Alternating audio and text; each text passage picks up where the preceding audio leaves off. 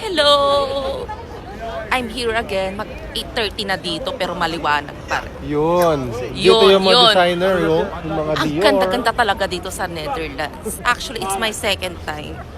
Yung first na punta namin dito is December. Yun yung birthday gift sa sarili ko. And andito na naman kami for my urlaw. So, nakaka-amiss talaga tong lugar na to. Yan. Ayan. Ang tablo, may Dior. Actually, ang Prada. one of the best cities talaga ang Amsterdam. Sure. Oh, Via, oh. Di ba magandang Amsterdam? Maganda. Parang ayoko nang bumalik sa ano.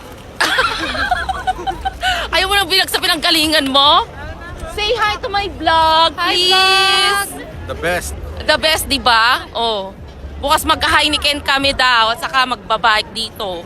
Tapos,